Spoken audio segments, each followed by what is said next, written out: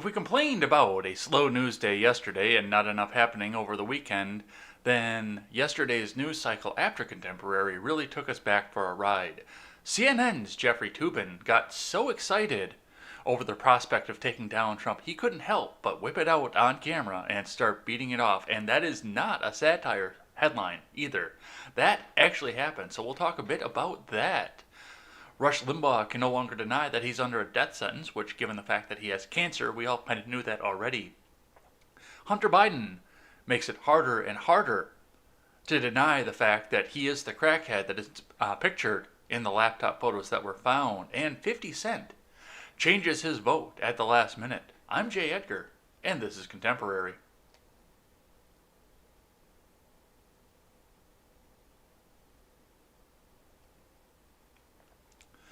Good, glorious morning, folks, and welcome to Contemporary. I love it. Love it, love it, love it. When somebody over on CNN makes such a fool out of himself that it makes the rest of the alt media look great. I love that above all else off of this here. We've got a bunch of stuff to get to, and I am going to try and make this a professional show, but let's be completely realistic with all of this here in the memory of a great man whose name was Chicken Nugget, who I loved like a brother. A lot of this is going to devolve into me coming up with various different ways to say beating your meat. Let's just be honest with this right off the beginning here. But if you can handle a little bit of that and you want to stick around for more, we've got a bunch to get to today. But before we get started, head on over to freedomscoop.com. Freedomscoop.com is going to be your one-stop shop for all your news and commentary needs. We carry great shows such as The Generational Gap, The Daily Ignoramus. We also carry The Breakdown with Birkenhoff, The Freckles and Brit Show, and The R-Rated Conservative. Come on over, pick up some of our swag, and help us support great creators. Let's look at the stocks for the day. It's like we had a bit of a tumble as we went along. Oh, but we're not going to be able to see where it was from the beginning because I was stupid and didn't set it up off of that there. But we had a bit of a tumble throughout the day. It wound up being sharply in the red throughout the day, and that is given the fact that nobody knows what's going to happen with the stimulus, and that seems to be what all of the investors are tying their investments to, is whether or not people are going to get free money from the government, get their gibs. And that's not me saying that. That is what the investors are saying as well. I've got an article from CNN to justify that. But before we get into that funness, CNN just lost so much credibility last night thanks to Jeffrey Toobin. Before we get into that funness, let's pop over and see what's happening over on Investors Business Daily. Or not, because apparently they want me to log in. Let me give this a refresh and see if it goes.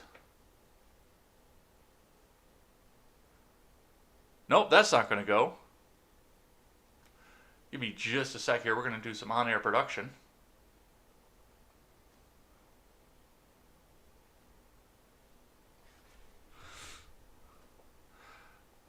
This is a professional show, like I said. Very professional. We'll take this from CNBC instead. All right.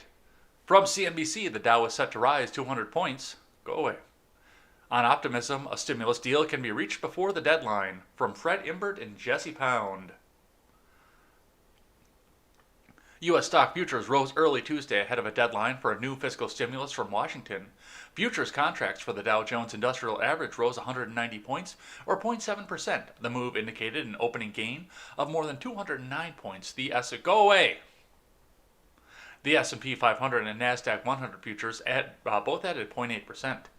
House Speaker Nancy Pelosi and Treasury Secretary Steve Mnuchin continued to narrow their differences in a Monday afternoon phone call to discuss another stimulus package. According to Pelosi spokesman Drew Hamill, the speaker said that Tuesday is the deadline to reach an agreement before the November 3rd election. Futures also rose after Moderna CEO told the Wall Street Journal that the company's coronavirus vaccine could be available for emergency use in December if it gets positive results from its interim trial in November. Shares of Carnival Corp and American Airlines both rose more than 2% in pre-market trading. So people are getting ready to go travel. I mean, it's cold. Of course they don't want to be where they are where it's cold. They're not like me that actually wants to be where it's cold. But yeah, you're going to start to see a little bit of migration coming up off of this. Meanwhile, shares of Dow component Intel rose about 1% in pre-market trading on Monday. The moves came as South Korean chipmaker SK Hynix announced it will buy Intel's NAND memory and storage business for $9 billion. Procter & Gamble shares climbed 2% after the company reported sales growth of 9% for the previous quarter. The company's earnings per share also topped analyst expectations. Travelers, another Dow component, jumped 2.6% on the back of better than expected quarterly results. The company posted a profit of $3.12 per share, $3.12 a share on revenue of $7.7 billion. Analysts polled by Refinitiv expected earnings of $3.03 a share on sales of $7.55 billion. The stock market suffered a broad decline during Monday's session, with the Dow shedding 410 points and the S&P 500 and Nasdaq Composite both losing just over 1.6%. All 11 S&P sectors finished in the red. The slump marked the fourth day down in 5 for the Dow and the S&P 500, while it was the fifth straight negative session for the tech-heavy Nasdaq. Stimulus negotiations have hung over the market for months after the main provisions from the CARES Act expired at the end of July. Since then, job growth has slowed, but consumer spending has continued to recover. However, some indicators have shown that savings built up by the massive economic relief package are starting to run out. So, bunch of stuff happening there. For the most part, it is going to be them giving you back your money in order for you to go out and keep working, I guess, or keep the roof over your head or whatever it is, but I don't know. They're going to give that back, and then they're going to complain that the debt went up another $3 trillion or whatever the fuck it winds up being at the end of this. So, a few things to watch with that. And now I've got one from CNN, talking a little bit about the decline from yesterday in all of their CNN-y goodness. Stocks sink on dashed hopes for a stimulus from Stricken Taipei. Wall Street has one wild ride. Go away. I'm not turning off my ad blocker for you, CNN. Wall Street was on a wild ride on Monday, with the Dow swinging between highs and lows before finishing sharply in the red. Stocks had opened moderately higher on hopes that a stimulus deal might get done ahead of the election, as well as buoyant economic news out of China.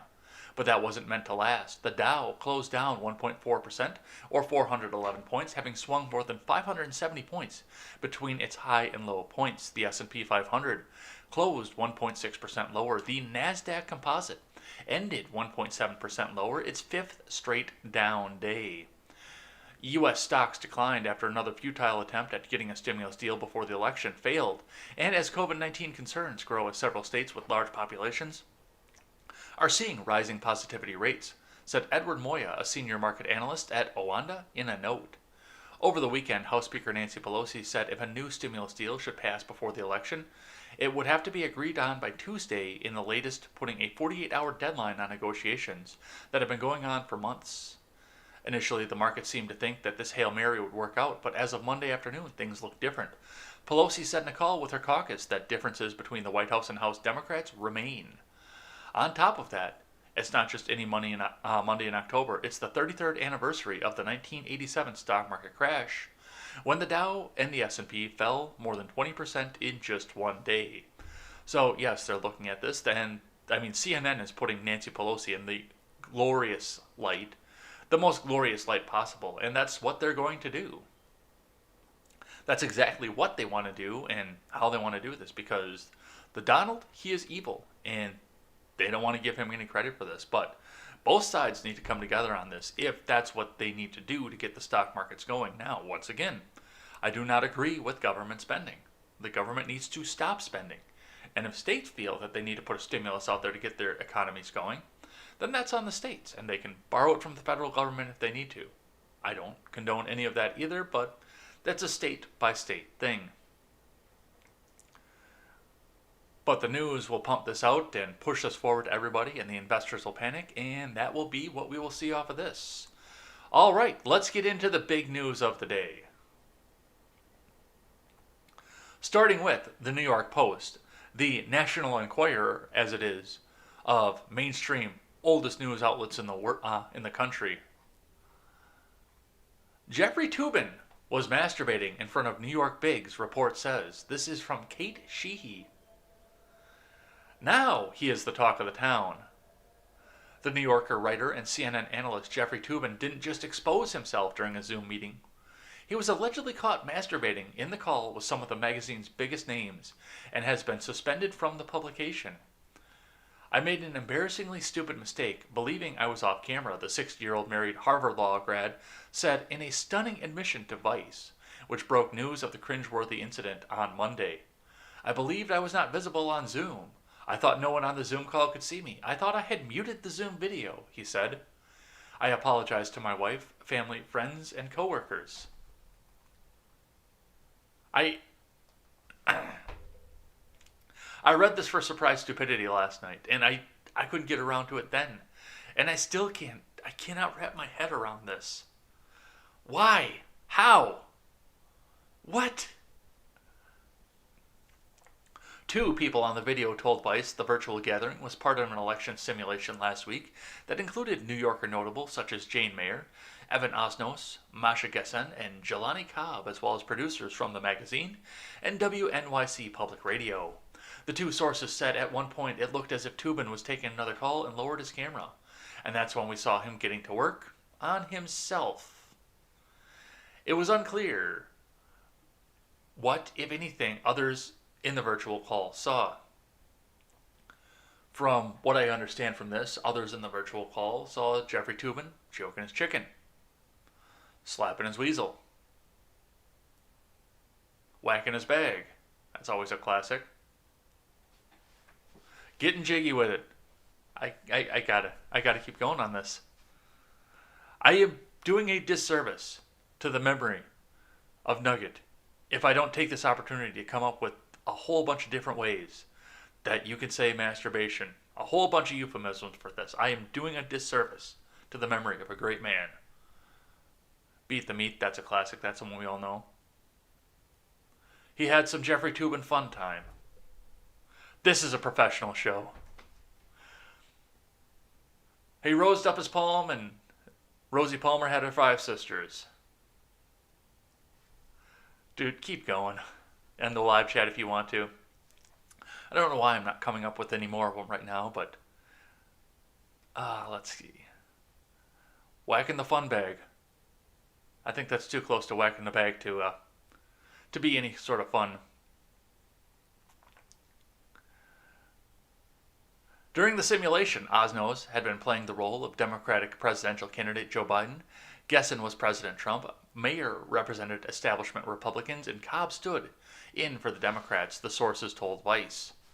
Toobin was supposed to be playing the part of the courts, while Andrew Morantz represented the far right. Sue Halpern was the left, and Dexter Filkins stood in for the military. At one point, there was a break for those playing Democrats and Republicans to strategize together, and that's when sources told Vice that they saw Toobin pleasuring himself. He then left the Zoom chat for a few moments and called back in, apparently unaware that his camera had been kept on for at least part of his sex act, the sources said. And this is what gets me the worst.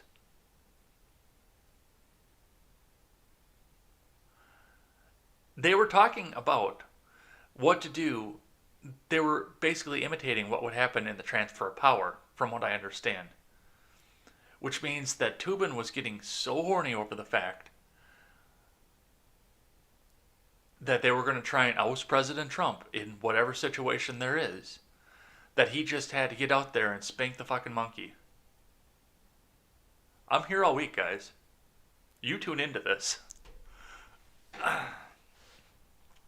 I can't wrap my head around this. I've been on numerous Zoom calls. I'm on one every week. That's a one-on-one, so that's a little bit of a different one. But we were on the gigantic generational gap 9-person call. 9 people together. And I still never came back and thought, hey, yeah, you know what? This whole donating to charity thing, this has really got my motor running. How do you do this? This is simultaneously the worst and the best timeline ever. I don't ever want to go back to the Prime Universe where things actually happen in a logical way. I don't ever want to get back to that, but still, I can't. Nothing about this makes sense, you guys. A spokeswoman for The New Yorker said Jeffrey Toobin has been suspended while we investigate the matter. The magazine's editor, David Remnick, added in an email to staffers, "Dear all, as you may have read in various news reports today, one of our writers, Jeffrey Toobin, was suspended after an incident on a Zoom call last week, according to Vice." Yeah, Vice was the one that broke this, and that's the first time I've ever read from Vice. No, it's not. I take that back. It's not the first time I've ever read from Vice on this channel, but I can't wrap my head around this. But I do have one more from this story over here from CNN, because this is their employee. They own this. Jeffrey Toobin suspended from The New Yorker on a leave from CNN after accidentally exposing himself on a Zoom call. This is from Brian Stelter and Oliver Darcy. Two names that make you know that this is going to be a genius article. Jeffrey Toobin, CNN's chief legal analyst and a renowned reporter for The New Yorker, has been sidelined at a pivotal moment in the run-up to the presidential election. The reason? He exposed himself during a Zoom call with colleagues and says it was an accident. You were on the Zoom call. You started rubbing one out. There is intent there. What are we up to now? 9 different ways to say that?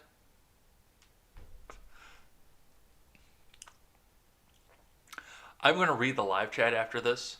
I'm just kind of glancing over right now, and I'm going to be very, very entertained when I go over the segment of this. And I want to thank you guys for that. All right, let's keep going here. The New Yorker said that it suspended Toobin following the incident. It said it was investigating the manner. The suspension was the first reported by Vice on Monday. A spokesperson for CNN said Jeff Toobin was asked for some time off while he deals with a personal issue, which we have granted. Now, that's not what happened. Neither news outlet said how long Toobin would be out. Ordinarily, Toobin would be busy covering a controversial Supreme Court confirmation and an election that could end up being challenged on legal grounds. Instead, he had to go pound his pud and throw his entire life away. On a Zoom meeting. An upcoming event relating to Toobin's recent book about Trump was also postponed on Monday. You don't say. Toobin declined to comment to a CNN business reporter, instead pointing out to his statements in Vice, which he indicated that the incident was an accident.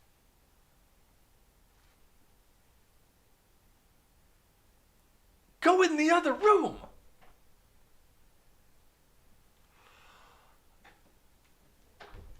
Excuse me, good people over on The New Yorker. It seems that I can't control myself. I need to go into the other room for just a moment, and I will be right back. I don't think anybody would ask any questions on that. I'm pretty sure that people would assume you had explosive diarrhea. And something would be exploding anyway off of this. I can't with this. This is probably the dumbest thing that I've read on this show. And those of you who are regulars here know that the bar is pretty high for the dumbest thing that I've ever read on this show. That is a pretty high bar to clear, and this might have cleared it. All right, that's what I have for this one here. We will probably catch up more with this over on Monday. It looks like I do have a guest co-host for Monday too, by the way. I found that out. I've got 2 lines out there, and one of them I know for sure will come by. But before we get out of this story, Britt over on the Freckles and Britt show had the ultimate tweet off of this one here, and it's definitely making the stack off of this. So, Britt, talking about this story, quoted up there. Toobin was quoted as saying, "Ooh, you said election simulation. My bad." Love it. Thank you, Britt, for that one there. All right, let's keep going here from the Daily Wire. On serious news, Robert sides with liberals. SCOTUS allows PA to accept ballots 3 days late. So up in Pennsylvania, well, that's probably going to go for Biden after they figure out how many ballots they need to overturn it. From Hank Berrien. On Monday, Chief Justice Roberts joined with the 3 liberal justices on the Supreme Court to deny Republicans' request to put hold on lower court's order that would permit Pennsylvania ballots to be counted even if they arrived 3 days after the presidential election. The lower court had ruled that if the ballots were postmarked on Election Day, they still had 3 days to be counted. The court's 4 more conservative justices, Clarence Thomas, Samuel Alito, Neil Gorsuch, and Brett Kavanaugh, would have halted a lower court ruling from taking effect, strongly suggesting that Chief Justice Roberts sided with 3 liberal justices to form a 4-4 tie that left in place the lower court's decision, the Hill noted. The Pennsylvania Supreme Court ruled in Democrats' favor last month on a number of mail-in voting rules, permitting voters to turn in ballots via drop box in addition to using the USPS, allowing ballots to be returned up to 3 days after the election, and blocking a Republican effort to allow partisan poll watchers to be stationed in counties where they do not live. The Washington Post reported, adding, the state court said such ballots must be counted if they are postmarked by November 3rd, and even if no postmark is discernible, unless a preponderance of the evidence shows that the ballots were mailed after Election Day. The State Senate Republican caucus soon after filed a legal brief to obtain an emergency stay from the U.S. Supreme Court. The stay request from the Pennsylvania GOP filed stated, in a year where there is a very real possibility that the final presidential election result hinges on Pennsylvania, new rules imposed by the decision of the Supreme Court of Pennsylvania, a body elected in partisan elections, could destroy the American public's confidence in the electoral system as a whole. So, at this point, yes, the election is extended 3 days. You will have now until Thursday, I believe, Thursday or Friday. It'll depend on what they consider to be a day. But you will have until, I believe it'll be Friday, to to get your ballot in. I don't know if this includes drop-off or not. It does not say in the article here. But yes, you will have until the end of that week in order to go out and get your ballots in, make sure your ballot gets counted. And yeah, that makes me nervous on so many other points. But the other side of the coin makes CNN very nervous. This is an opinion piece from CNN, not green check verified, obviously, because it is opinion. But something worth noting with this. The scary part of the Supreme Court ruling on Pennsylvania's mail-in ballots. This is an opinion by Joshua A. Douglas. The Supreme Court on Monday rejected a 4-4 vote, a Republican ploy to have the court intervene in a case from the Pennsylvania Supreme Court and therefore potentially every election law dispute in the country. But far from a major Democratic win, the decision could spell bad news for the future of voting rights protections. The implications of this decision, with Judge Amy Coney Barrett waiting in the wings to cast the tie-breaking vote in a similar case if, as expected, the Senate confirms her nomination to be a justice, are enormous. Pennsylvania Republicans had challenged a voting rights ruling rendered by the Pennsylvania Supreme Court under the Pennsylvania Constitution to extend the state's absentee ballot deadline.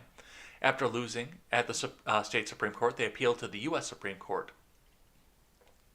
Normally, a state Supreme Court was the last word on state law, so Pennsylvania's Supreme Court's decision should have ended the matter. The U.S. Supreme Court's 4-4 decision rejected the appeal, but the court had accepted the Pennsylvania Republicans' argument. We would have been in for a whole new wave of federal judicial oversight over election rules that would spell bad news for the state constitutional protections for the right to vote, which is broader than the safeguards afforded under the U.S. Constitution. It would also have thrown the election day and any post-election disputes into further chaos. So once again, they're going to come out and try to tell you exactly how bad it is that Amy Coney Barrett is going to be a Supreme Court justice and could possibly vote to do something like this. Now, if I am not mistaken, and I do have to review my Supreme Court rules, it does have to be decided on a 6-3 basis in order to even hear the case. But there is a 6-3 conservative majority at this point in the court. However, if we are to take Barrett at her word, which I'd like to at this point because she's done nothing to prove me wrong yet, at this point she hasn't been seated to the bench, but if we were to take Barrett at her word at this point, she would probably reject hearing a case like this because election rules go down to the states. Article 2, Section 1. If she is to stay the constitutionalist that she claims to be, she would reject hearing this case, just as the 4-4 decision rejected the case at the beginning of the story. So yes, at this point, the state Supreme Court, Pennsylvania, is in play, and I'm going to say is almost 100% positive going to go for Biden at this point. Given just my uneasy feelings about the way that the mail-in voting is going to happen on the general election. We've heard about that before, so we will see what happens with that. This is definitely going to be interesting, and we're only a few days away from getting to see how this actually works. You guys are doing great with these masturbation euphemisms over in the live chat. I love this. All right, let's keep going here from Fox News. Going on to the other big story that nobody wants to talk about in the mainstream media. Starting with Fox, House Republicans urge Barr to appoint special counsel to probe alleged Biden revelations. From Adam Shaw. House Republicans on Monday wrote to AG Barr urging him to appoint a special counsel to investigate alleged revelations coming from a laptop purported to have belonged to Joe Biden's son Hunter, specifically the elder Biden's alleged participation in his son's business dealing. These alleged revelations raise serious questions about former Vice President Joe Biden's reported participation with his son's business dealings. Specifically, whether the former Vice President, 1, received foreign monies during his tenure in the Obama administration, and 2, if former Vice President Biden allowed his son to peddle access to his father with foreign business entities, the letter obtained by Fox News says. Yeah. We could actually read part of the letter here. Let's see. Congress of the United States, Washington, D.C., 20515. The Honorable William Barr. Last week, reports surfaced about an uncovered hard drive and laptop purportedly belonging to Hunter Biden. Emails allegedly on the hard drive have indicated that Hunter Biden may have helped orchestrate a payout to his father, former VP Joe Biden, from his dealings with Chinese Energy Corporation, and that he may have compromised the integrity of his father's role as Vice President of the United States with his business dealings in Ukraine. Let's see, we read that part in the article itself. Americans deserve public officials who take great care to protect the integrity of their offices. Our constituents place great trust in their leaders at every level of government to conduct the people's business with the utmost honesty, transparency, and accountability. If these reports about the former Vice President Joe Biden and his son Hunter are true, the former Vice President fell far short of his responsibility to uphold his constitutional oath and betrayed the sacred trust of the American people. It is imperative that the American people receive answers and a full accounting of former Vice President Biden's dealings with his son and his son's business partners, and if the foreign Vice President misused his office for personal gain. Oh, right before an election, too. This... I tend not to buy this, and, this is not going along with the fact pattern of everything else that's happened along with Hunter Biden, because from what we've seen from the beginning of this entire scandal with Hunter Biden, he is guilty as hell if statistics play true. But the reality of this is, and I say the exact same thing about this Brooklyn Dad Defiant dude, who's saying that Trump is corrupt and he's going to release a bunch of documents about Trump. I have to hold the same standard of honor against Brooklyn Dad Defiant as I have to hold against the laptop repair shop at this point, because this happened way too conveniently 3 weeks before an election. And yes, statistically, we can look at Hunter Biden and say, dude's fucked up. But it's the timing of it that really bothers me off of this. It is the timing. This could have been turned over, I believe, from the start of this. The laptop was dropped off for repair for water damage in September of 2019, I believe, was what the already conservative reported last night. which means they've been sitting on this for over a year. Now it's October, 2 weeks away from the election, and this is suddenly surfacing. Something about that just triggers bad things in my mind. And like I said, we look at Hunter Biden, and statistically, it's all believable. But the timing of it does raise some alarm bells in my head. And I can't hold one side to account for bringing this up right before the election any more than I can do to the other side at this point. It's the same thing with the New York Times and the taxes thing, right at the beginning of October, that completely got buried by the president having COVID. So I'm going to be looking at this with scrutiny. I'm going to be looking at this with a careful eye.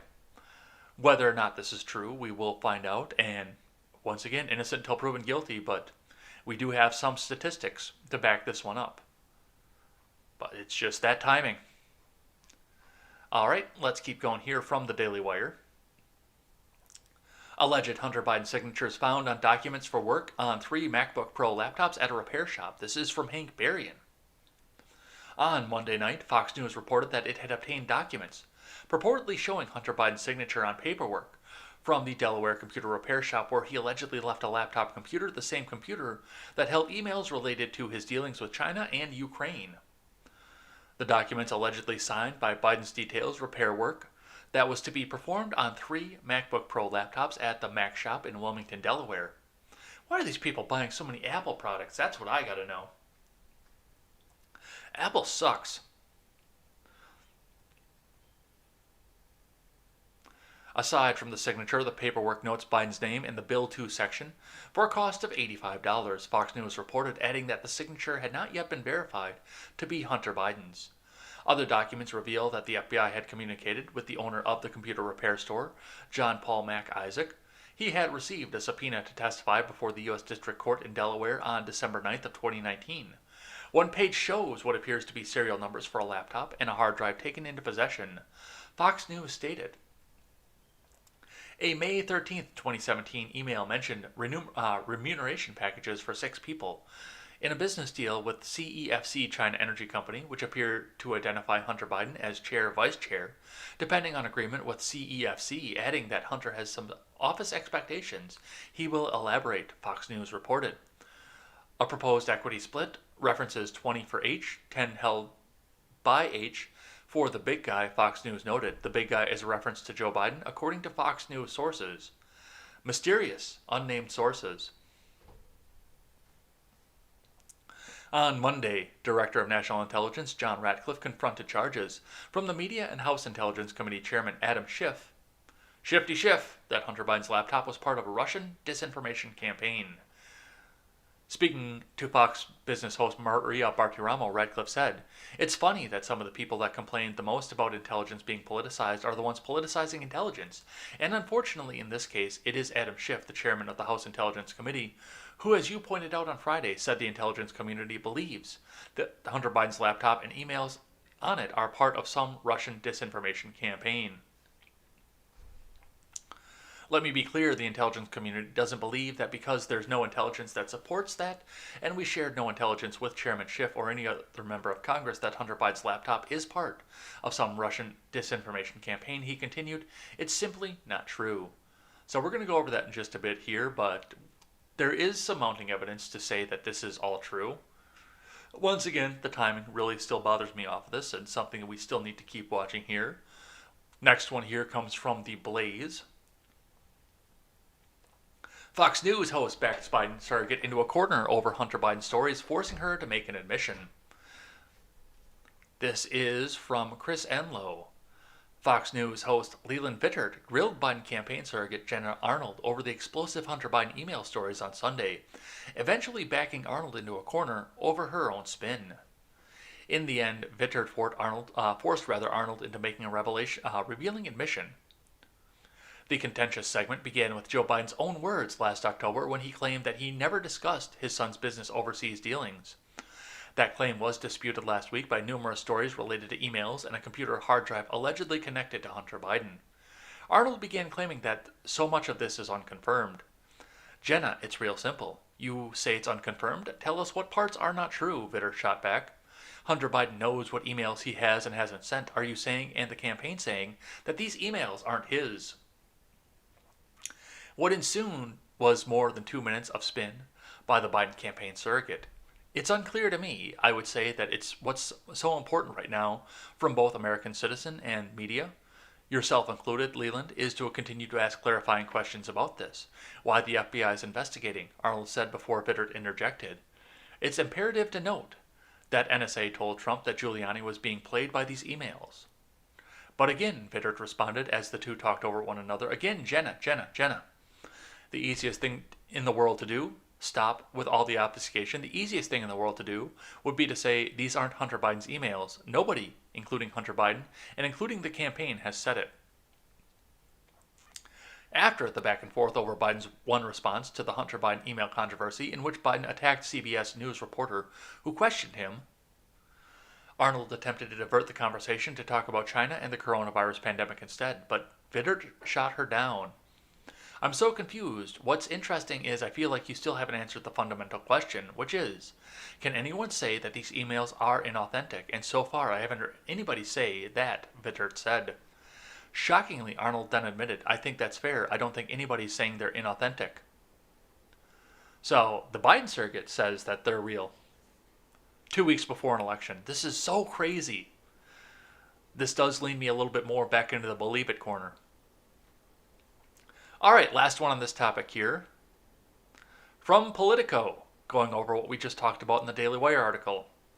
Hunter Biden's story is Russian disinfo, dozens of former Intel officials say. And I do have to wonder if those are the same Intel officials that have officially backed and endorsed Biden. Because remember, that happened. All those war pigs and war hawks out there in the government that are making money off Raytheon and Halliburton and whoever else makes weapons out there definitely wants this to be not real in a Russian disinfo campaign. And we're going to hear Russia once again forever. From Natasha Bertrand. More than 50 former senior officials have signed onto a letter outlining their belief that a recent disclosure of emails allegedly belonging to Joe Biden's son has all the classic earmarks of a Russian disinformation operation. The letter, signed on Monday, centers around a batch released by the New York Post last week that purport to tie the Democratic nominee to his son Hunter's business dealings under the banner headline, Biden's secret emails. The Post reported it was given a copy of Hunter Biden's laptop hard drive by President Trump's personal lawyer, Rudy Giuliani, who said that he got it from a Mac shop owner in Delaware who had alerted the FBI. While the letter's signatories presented no new evidence, they said their national security experience made them deeply suspicious that the Russian government played a significant role in this case, and cited several elements of the story that suggested that the Kremlin's hand was at work. And I would believe this, because I'm a big Clancy fan and I've got a lot of real good respect for the intelligence community, except for the fact that all of these people came out and endorsed Biden specifically, and they're all war pigs that want to go back to war. They want somebody else in the government to start another war so they can start seeing their stock rise from the weapons manufacturers.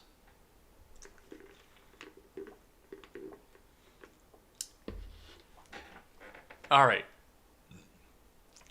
That's enough about Hunter. Hunter sucks. A little bit of stuff from my neck of the woods. Foxconn says its commitment to Wisconsin has not wavered though its plans have changed, from Sarah Hauer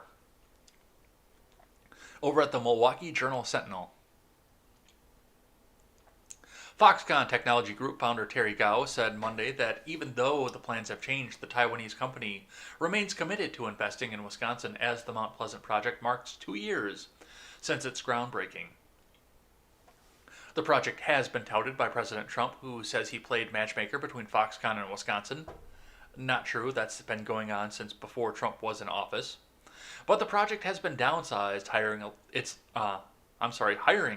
has languished, and there are doubts it will ever meet its ballyhooed goal of transforming the state's economy. That's because the current governor of Wisconsin, by the way, ran on completely gutting Foxconn and making sure that they cannot open. He actually ran on that, and now he's the governor of Wisconsin. Market conditions and the COVID-19 pandemic have altered the timing of our expansion. I'm sorry, I missed a paragraph there.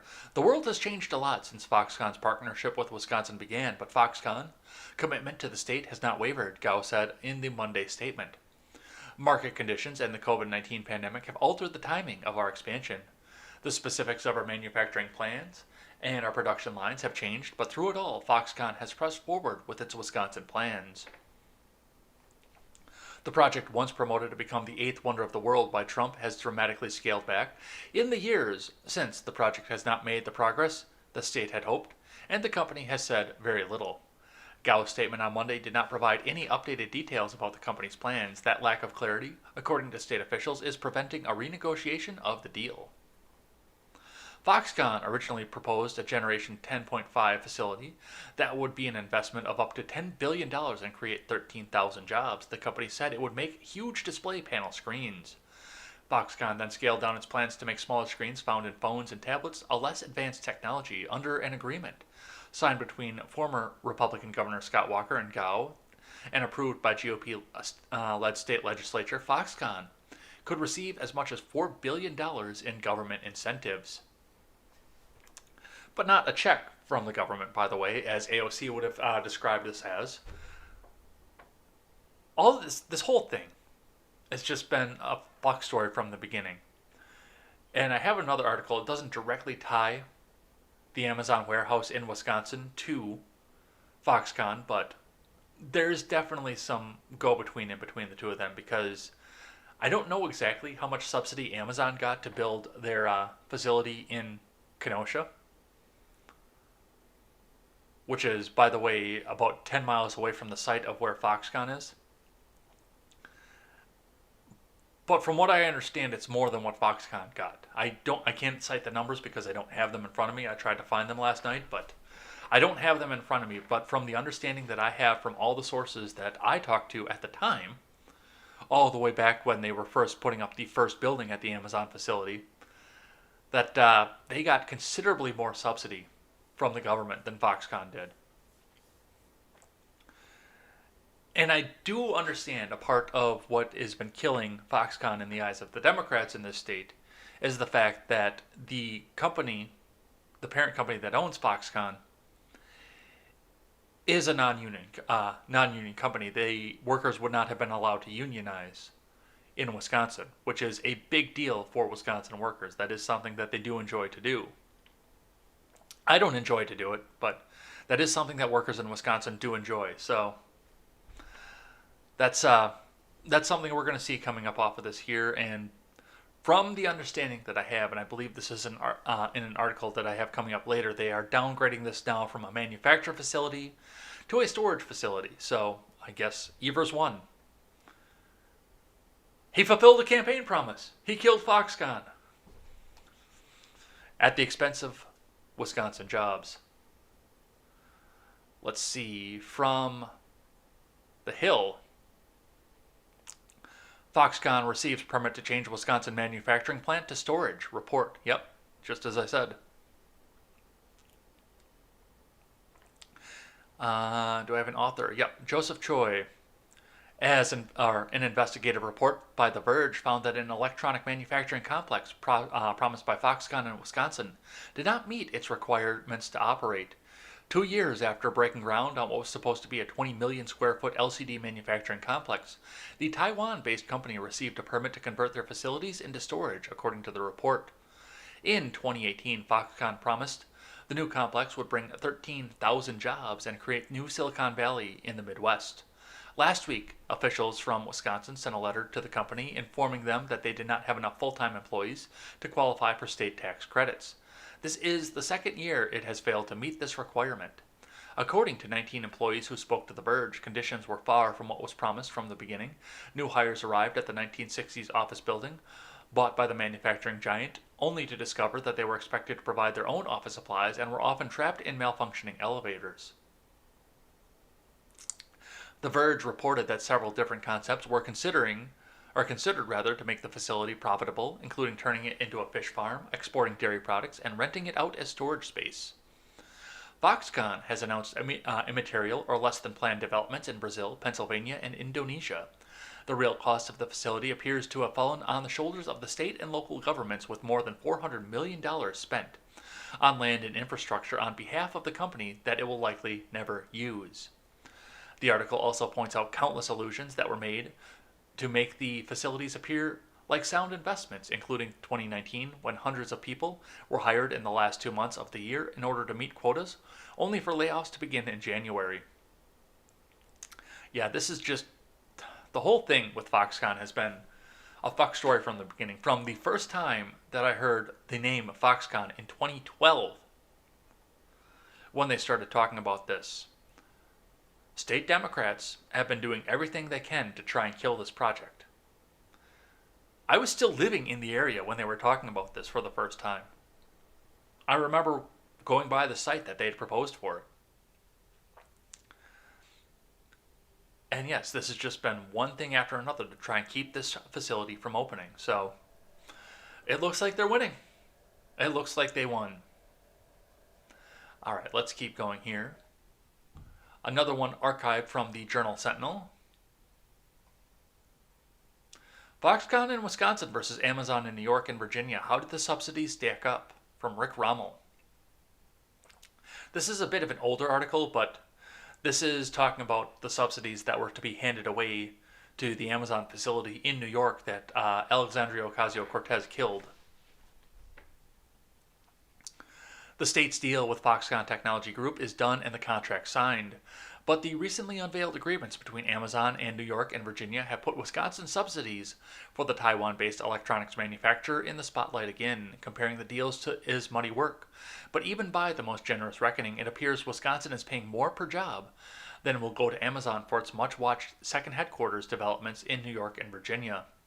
Whether Wisconsin's huge incentive package provides it to be worthwhile and Amazon comparisons aside, many question the wisdom of the very practice of public subsidies for corporations won't be known for years. If Foxconn, as it has said it will, creates 13,000 jobs and invests $10 billion in the manufacturing and research complex it has begun building in Mount Pleasant, the company stands to receive $2.85 billion in state tax credits. The credits are refundable, meaning Foxconn will receive payments even if it doesn't owe taxes. Wisconsin waives nearly all corporate and income taxes on manufacturing profits, so the credits likely will take the form of cash payments to the company. That amounts to $219,000 per job. New York, meanwhile, has promised Amazon just under $3 billion for 25,000 jobs, or about $120,000 per job. So yeah, this has been something that's been hotly contested throughout the country for 8 years at this point, and they still haven't figured out what to do and how to do it. So I just wanted to spend a brief moment on that one and talk about the fact that they were discussing all of this. Let's keep going here from the Hill. Speaking of manufacturing and endorsements, Exxon, after Trump fundraising comment. Just so we're all clear, it never happened. From Brooke Seipel. ExxonMobil on Monday sought to clarify a hypothetical conversation mentioned by President Trump at a campaign rally in which Trump said he could easily call on the company's executive to raise millions in campaign contributions. We are aware of the president's statement regarding a hypothetical call with our CEO, and just so we're all clear, it never happened. ExxonMobil tweeted just a few hours after the rally.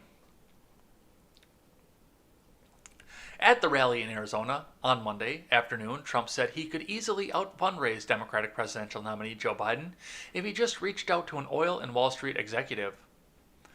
Don't forget, I'm not bad at that stuff anyway, and I'm president, so I call some guy, the head of Exxon. I call the head of Exxon. I don't know, Trump said before playing out a conversation. How you doing? How's energy coming?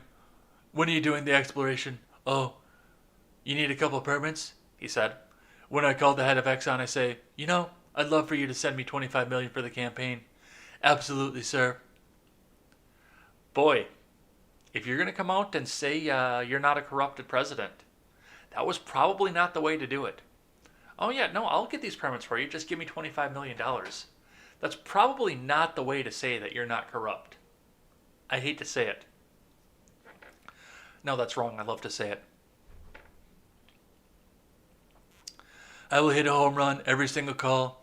I will raise $1 billion in one day if I wanted to. I don't want to do that, he said. Trump had made the comment as a theoretical scenario as he discussed fundraising at the rally. Trump has trailed Biden in fundraising totals heading towards the final 2 weeks of the campaign. Yeah, that's probably not the way to come out and say I'm not corrupt and I'm not owned by corporate money, as by saying you could pick up the phone and have corporate money. That's probably not the way to do that. You probably shouldn't say that if you're going to try and run on the fact that the people love you and you're not owned by corporate interests. Just saying. All right, let's keep going here. From Fox News. A little bit of sad news. F in the chat for Rush. Cancer-stricken Rush Limbaugh says he can no longer deny he's under a death sentence. From Brian Flood. Cancer-stricken talk radio legend Rush Limbaugh provided listeners a somber update on his condition Monday after recent scans showed some progression of cancer, which he said is not dramatic, but still a step in the wrong direction. Limbaugh announced in February he was diagnosed with advanced lung cancer. You remember that way back before COVID, when Nancy Pelosi tore up the State of the Union address? You remember that way back when? That seems like years ago.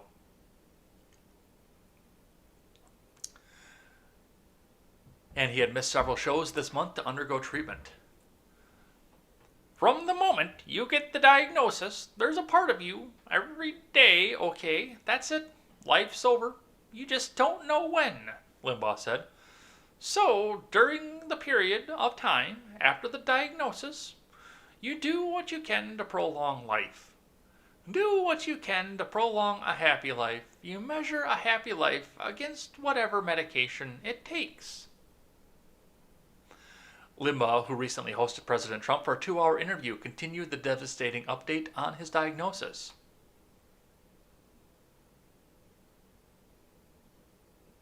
Let's have a listen.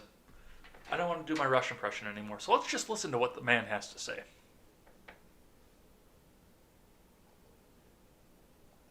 All going through challenges. Mine are no better, and mine are no different, and mine are no more special than anybody else's. But it can feel like a roller coaster. From the moment you get the diagnosis, there's a part of you every day, okay, that's it, life's over. You just don't know when. But when you get that diagnosis, I mean, that's... So, during the period of time after the diagnosis, you do what you can to prolong life. You do what you can to prolong a happy life. You measure a happy life against whatever medication it takes. And at some point, do you decide, this medication may be working, but I hate the way I feel every day. This is just, I'm not there yet. But it is part and parcel of this. It's tough to realize that the days where I do not think I'm under a death sentence are over. Now, we all are, is the point. We all know that we're going to die at some point, but when you have a terminal disease diagnosis that has a time frame to it, then that puts a different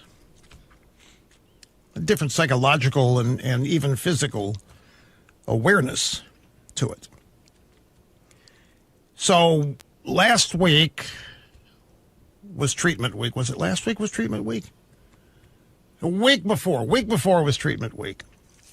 And got some scans. Don't get scans every treatment week. The scans did show some progression of cancer. Now, prior to that, the scans had shown that we had rendered the cancer dormant. That's my phrase for it. We had stopped the growth. It had been reduced, and it had become manageable. All right, and that's what the man had to say off of this. And, I mean, big F's for Rush. Big F's for Rush in the chat. And it's not like I've agreed with everything that he's had to say. I have agreed with Rush in the past. And I've disagreed with him in the past. And this has been something that I have been adamant about with Limbaugh. Without Limbaugh, a lot of what you're seeing here, whether it's that you like my show, that you like John and Robert's show, Matt and Blonde show, Sticks, a lot of these shows that we have out there, Rush paved the way for talk radio that wasn't controlled by the left. Because we would have never heard about it had it not been for him. Had he not gone completely against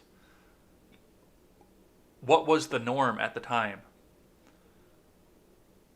A big three news company controlling all the news that you hear. He's been wrong about a lot of things over the years. Over the 30 plus years that he's been doing this, he's been wrong about a lot of things. But he did open the door for independent creators to come out and start doing what they do. For me to sit behind this golden microphone, it happened because Rush sat behind his golden microphone. And that's something to keep in mind. So, big F's on that one. And, like I said, I have, even after the cancer diagnosis, I have called Rush out completely on some of the things that he said and called him an idiot. We talked about when President Trump was on his show for 2 hours straight. And I said that it was Rush kneeling down and sucking off Trump because he has an R next to his name. And that was true.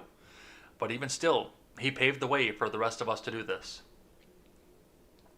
So, F in the chat for Limbaugh. And thanks for paving the way. Alright. Speaking of things that people have said that are probably not smart, I've got one other clip from the president here. Throw the earpiece back in and have a listen. President Trump says nobody gets hacked. You get hacked, you need someone with 197 IQ, and he needs about 15% of your password. But don't take my word for it.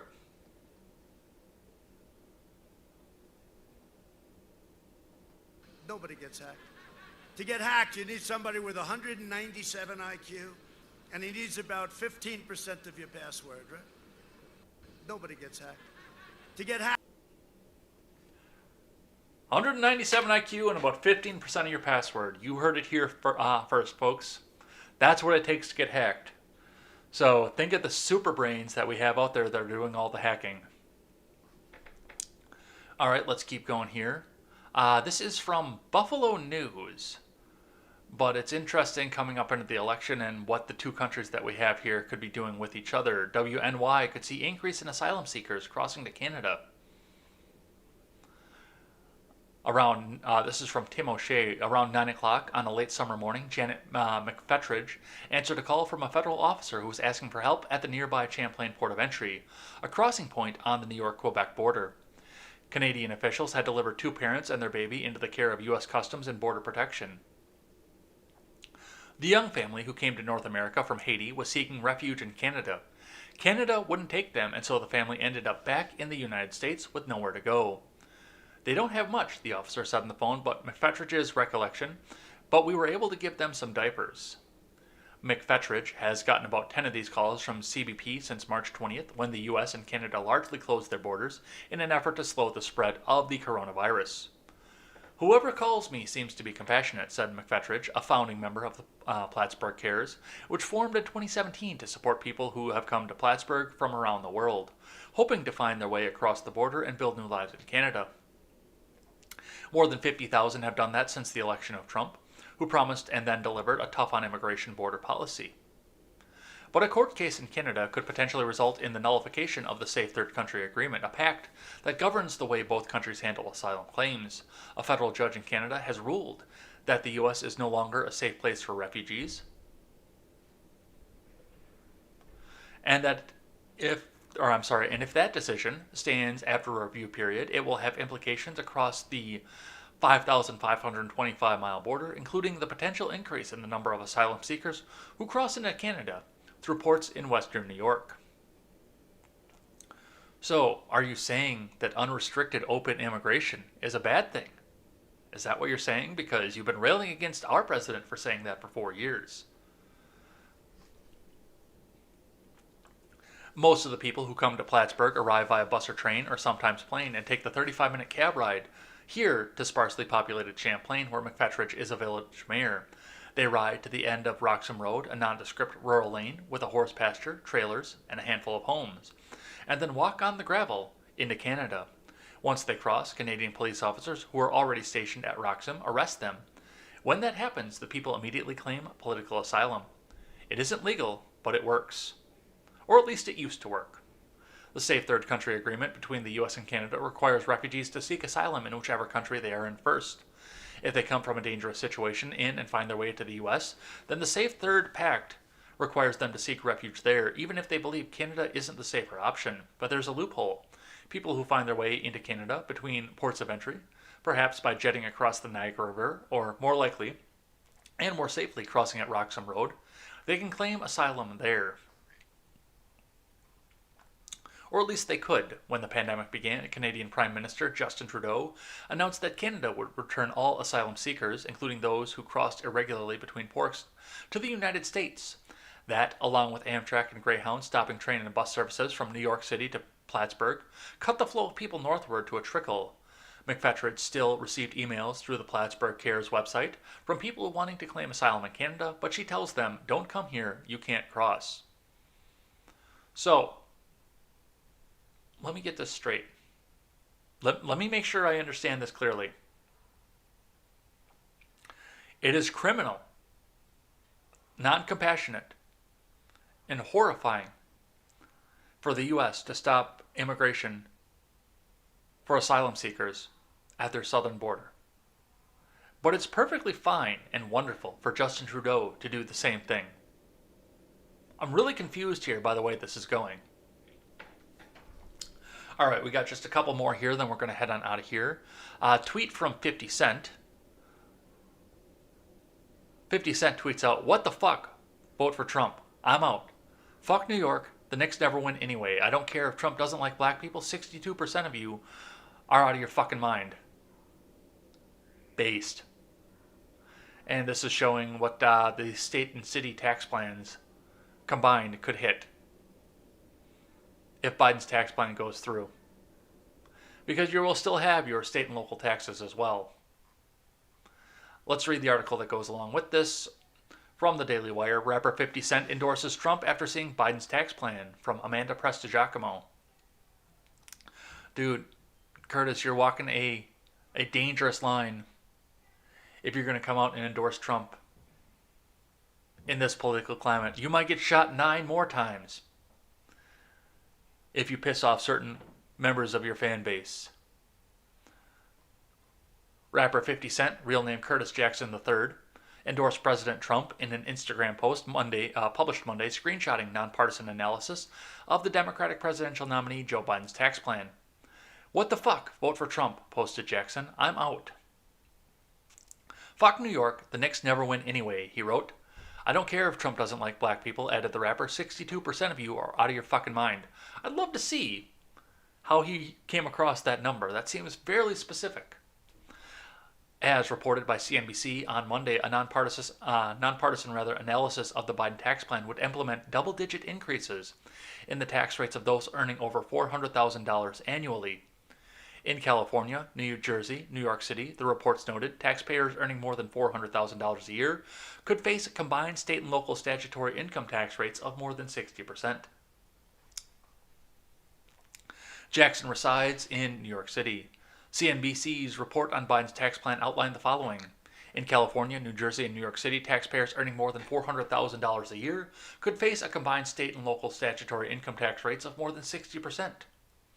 Few taxpayers pay the full statutory rates, which don't include deductions, credits, offsets, loopholes, and lower tax rates on other sources of income. But it's evil when Trump does it. If the Democrats win the Senate and can pass legislation removing the $10,000 cap on state and local tax deductions, the combined state and local tax rates for the top earners could be even lower. Under Biden's plan, the effective tax rate for the top 1% would increase from 26.8% to 39.8%, according to the Tax Policy Center. The report said that means that top earners in California and New York City would pay effectively state and federal tax rates of around 53%, compared with the roughly 40% they pay in effective rates today.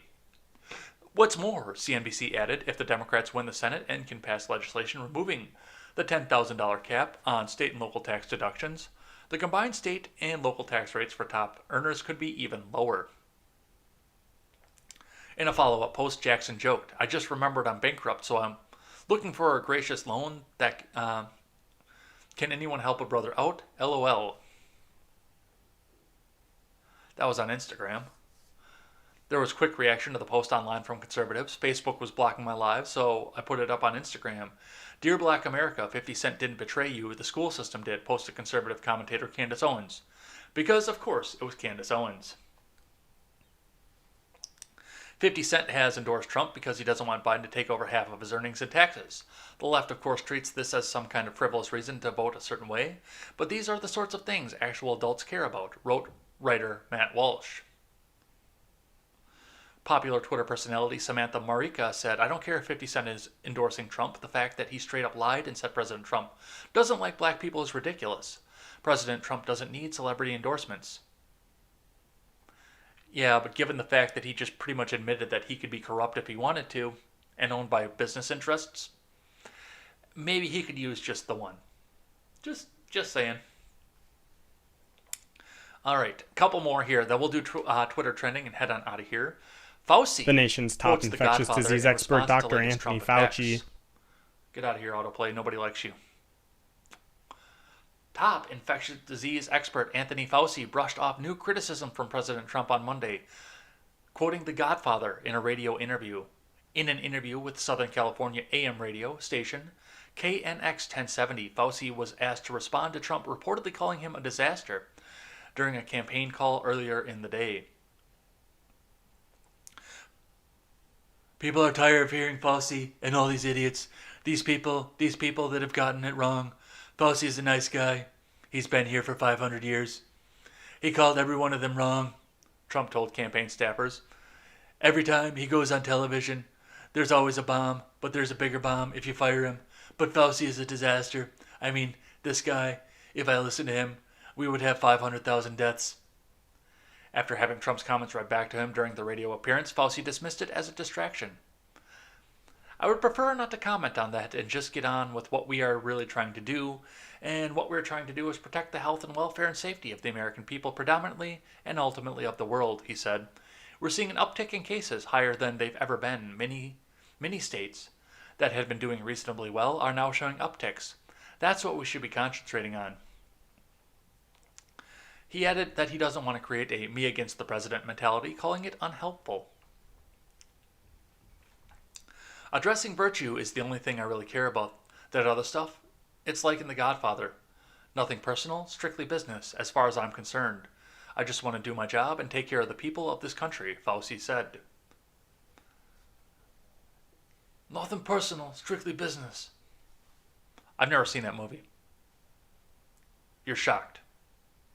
I've never seen it. It's a movie. I've never seen it. I actually started watching. I got like maybe 45 minutes into it. And then stuff happened, and then other stuff happened, and I've just never had the chance to go back to it. I'm very interested in watching that movie, though, because it is such a cultural icon.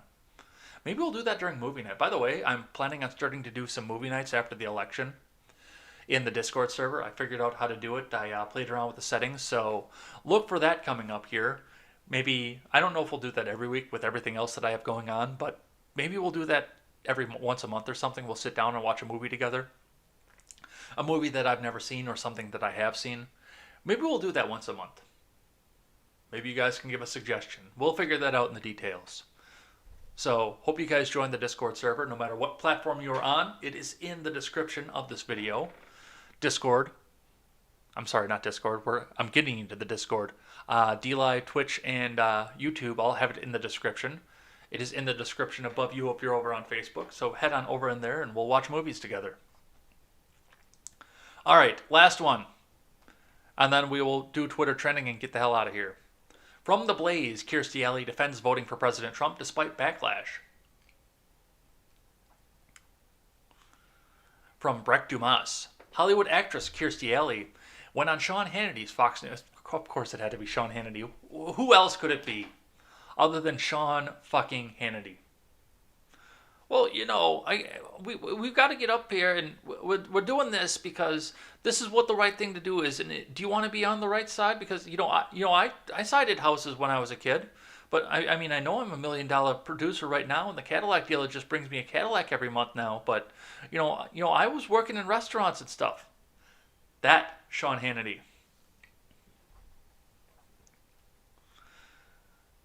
To stand firm on her decision to vote for President Trump despite the torrent of backlash she received from announcing her decision over the weekend. On Saturday, Allie tweeted, "I'm voting for Trump because he's not a politician." Yeah, we read about that already. Hannity called her on his show to hear more about her reasoning and began pointing out some of the abuse the actress received for bucking the Hollywood trend of voting for Democrats. "First of all, you're so brave to come on this show. I give you a lot of credit," Hannity told Allie before listing off the messages where people told her she should rot in hell and she doesn't have a brain. He noted that her deeply held personal religious beliefs were also attacked. They always attack the same three things," Allie told the host, "that I'm fat, irrelevant, Scientologist." But she noted, "This has been going on for 40 years. In defending her vote for Trump, Allie explained that in America's past, politicians left their respective professions, such as Trump, who had not been a politician before running for the presidency, to serve the country, and then returned to their trades in the private sector. So, yeah, nobody really cares that much, but, I mean, you go back to Cheers and you're probably going to get kicked out, and I'm sure the Olsen twins don't want to have anything to do with you at this point either. All right, and that's going to be it for the news. And the last thing we're going to do today is Twitter trending, because that's what we do over on Tuesdays. So let's get that up. Let's get a fresh one up here.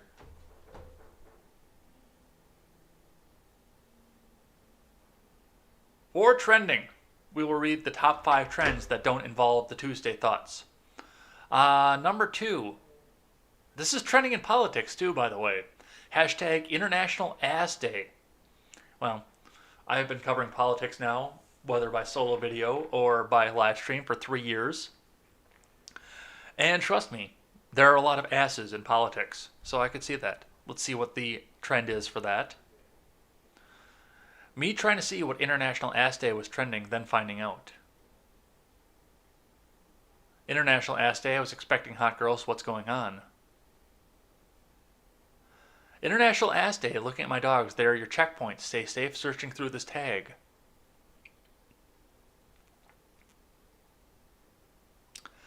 I don't know why this is trending. Sees furries shaking ass. Oh, that's kind of nice. But I don't see any of the furry stuff. So, as long as that is that. Apparently this is a furry thing, which is fine, because there are enough asses in politics too. Alright, Pentagon first win. K-pop group Pentagon got their first win on the South Korean music program, The Show. So there's K-pop stuff that's trending. I still don't understand what K-pop is.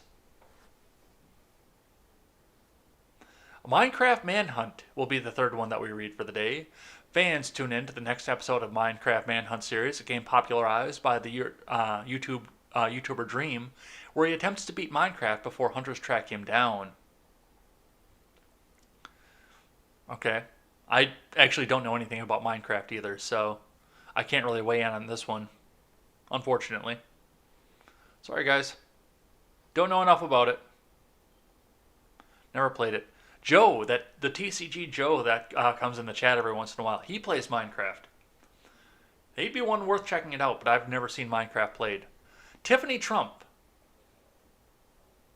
is trending. Tiffany Trump is what happens when Miley Cyrus dresses up as Ivanka for Halloween. The daughter knows nothing about representing a community he knows nothing about. Seeing Tiffany Trump try to label her father as someone who banned trans people from serving in the army, tried to change the legal definition of gender, and worked to make it possible for LGBTQ people to be discriminated against as an LGBTQ ally makes my skin crawl. Okay, so apparently Tiffany Trump came out as a lesbo? I don't know.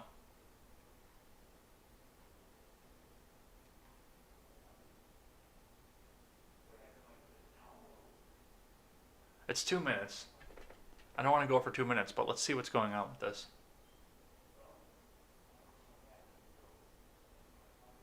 So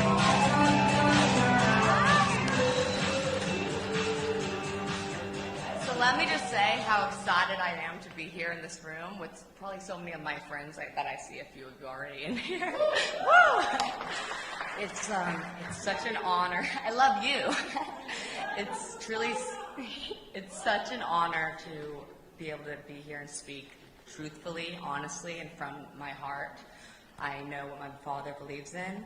Prior to politics, he supported gays, lesbians, the LGBTQIA plus community, okay? And people, unfortunately, you see social media, you see these fabricated lies. It saddens me.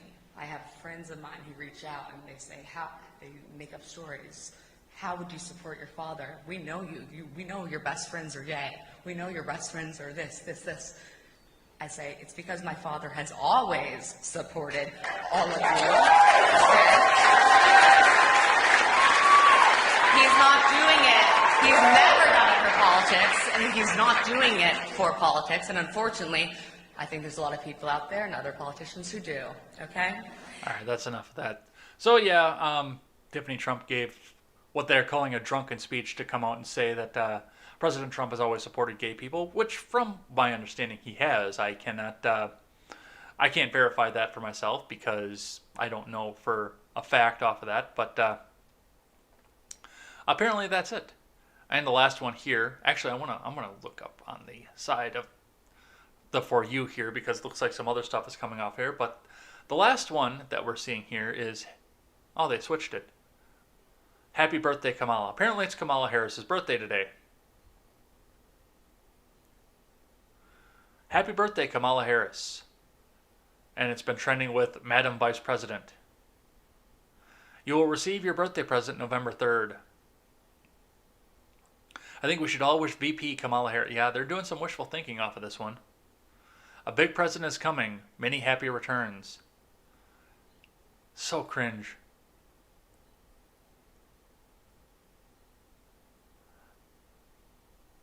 Happy birthday, Kamala. This is your birthday card for me. Yeah, exactly. That's all that I have to see from this. And it looks like if you look over on the What's Happening, we've got some new ones that are popping up in the trending. PragerU is in the trending for whatever reason. So I'll find that out off camera. And hashtag MeTubin. Trending with hashtag TubinZoom. That's going to be interesting. Let's see what PragerU is doing. We'll do a bonus one for the day. PragerU is a far-right American online service promoting conservative ideas in a slick, well-packaged product. PragerU injecting itself into a grade school education is quite frightening. Their videos are designed to feed children political disinformation for a simplified, easily digestible way, as opposed to BuzzFeed. We're supposed to be the U.S., but in a okay. I don't know why they're trending. I'll figure it out.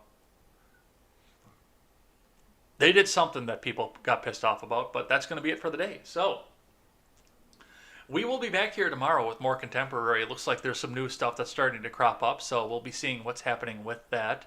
And, of course, all the hype that's going on around Kamala Harris's birthday. So, look forward to seeing you then. Until then, I'm Jay Edgar, and this is Contemporary. Take care.